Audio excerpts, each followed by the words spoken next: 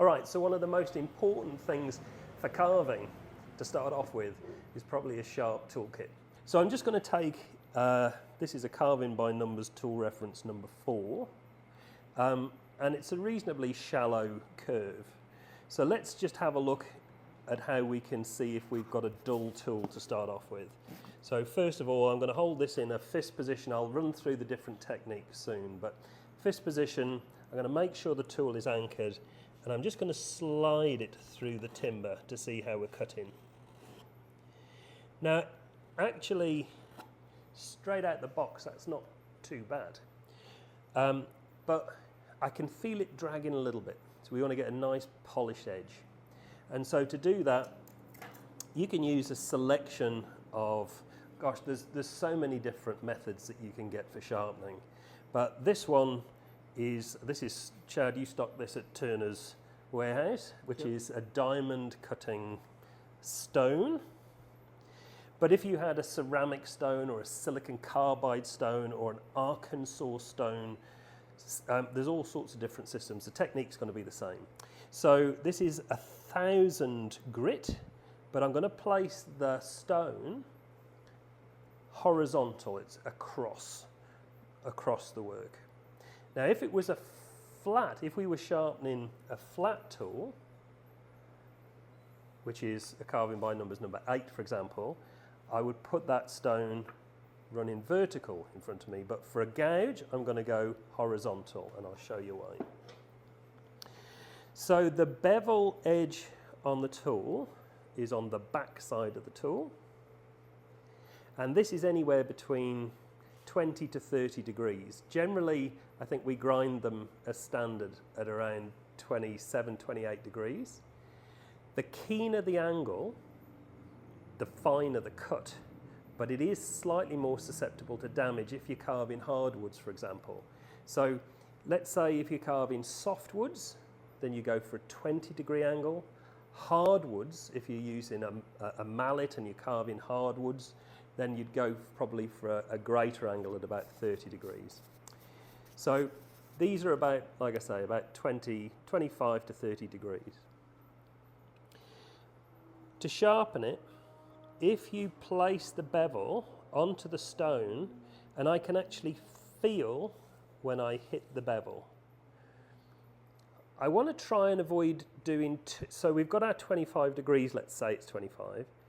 When I'm honing, I want to try and replicate the same angle that's already on there. I don't want to increase it too much, because if you imagine if I put a second bevel on there, I'm going to increase that, even if it's 25 degrees, I'm going to increase it to 30.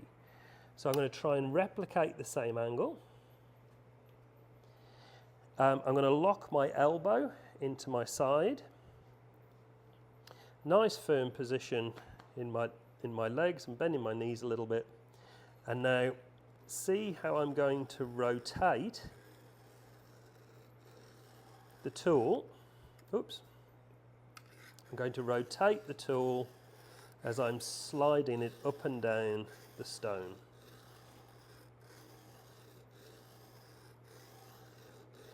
And I can hear it cutting. Now what that's going to produce is a fine burr on the inside of the tool. It's like a fine little piece of wire that I'm creating on the inside of the tool, and I can feel it. I'll just give that a little bit more.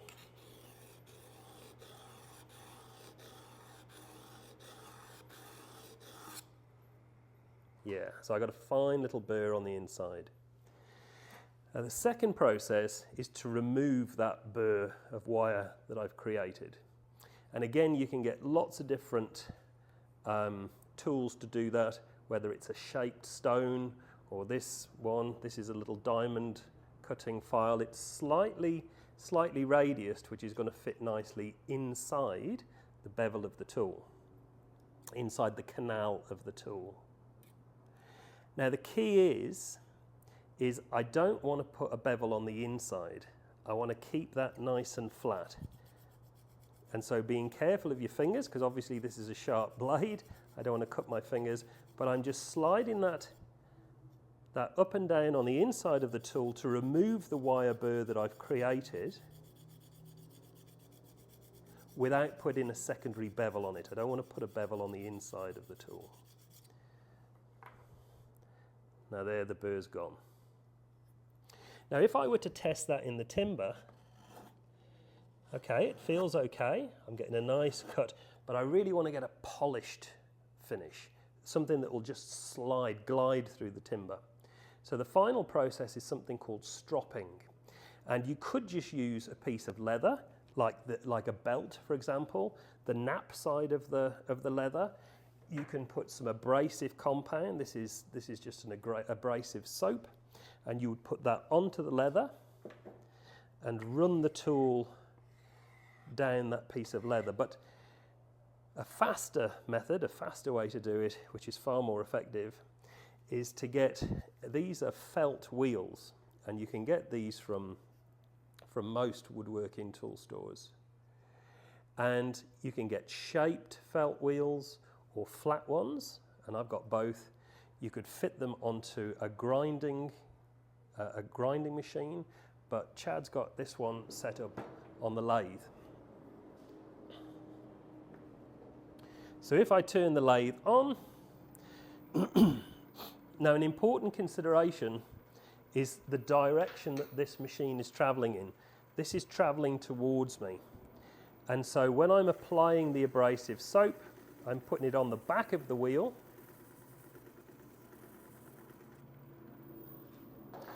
Now this is critically important that I do not present this sharp tool in this direction with the wheel travelling towards me. I'll show you why. On this tool here, can you see what would happen?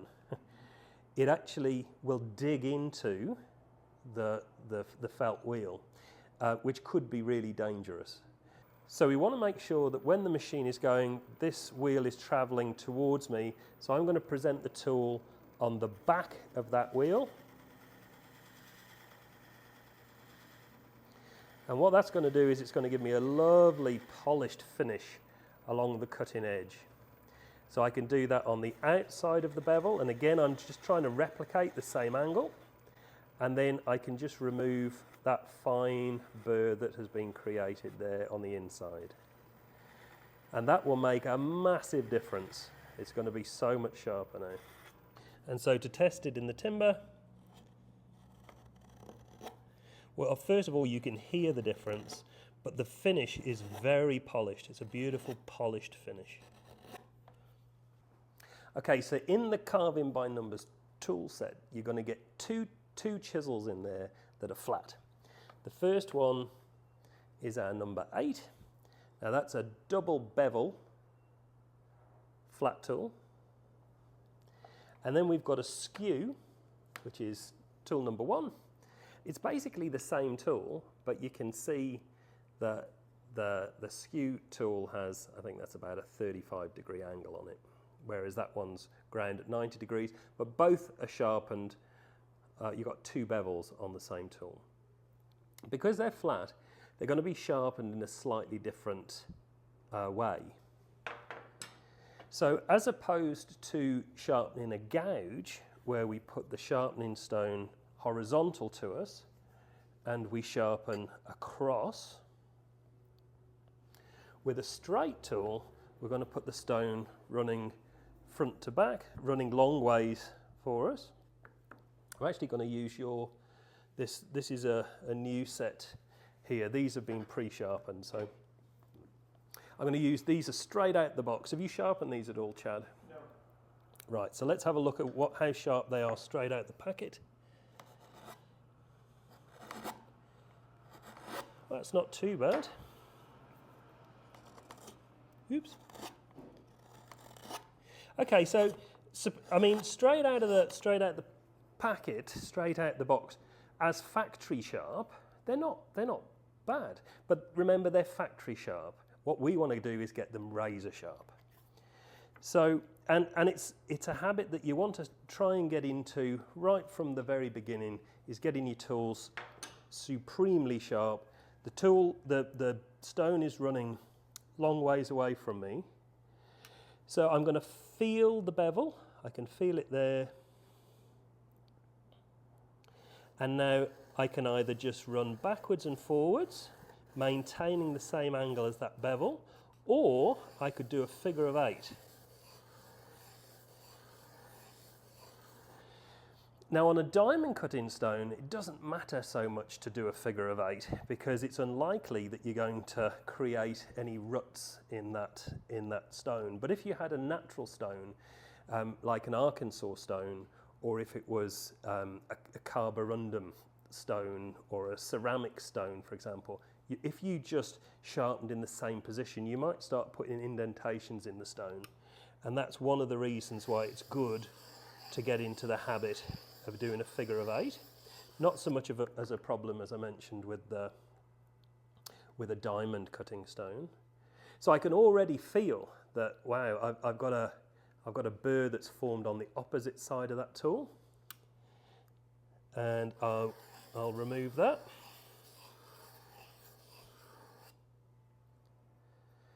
So now I've put a nice hone. You can actually see where I've honed on that tool.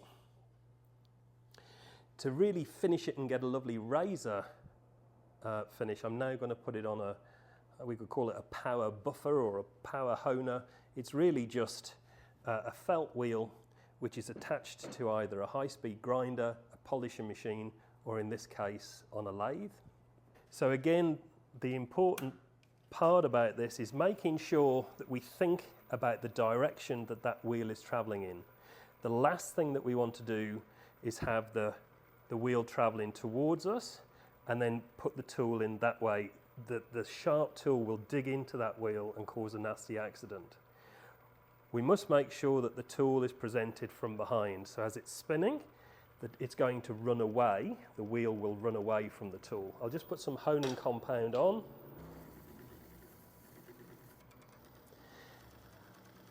And then I'm just putting a nice polished finish onto that flat tool. Now 95% of your maintenance would be done there. So once you've got the ground and honed angle nice and sharp, then you would only really need to be using this polishing machine for 95% of your maintenance. And you might, depending on what you're carving or how often you're carving, but as soon as it starts to feel a little dull, just put it onto the wheel and you'll just notice the difference. It'll glide through the timber. Let's just try this one. Oh yeah, well already it gives you a lovely polished finish, and you actually have to feel the difference, but you would know instantly, once you've used that wheel, you'll know instantly that you've got a razor sharp tool. That's it.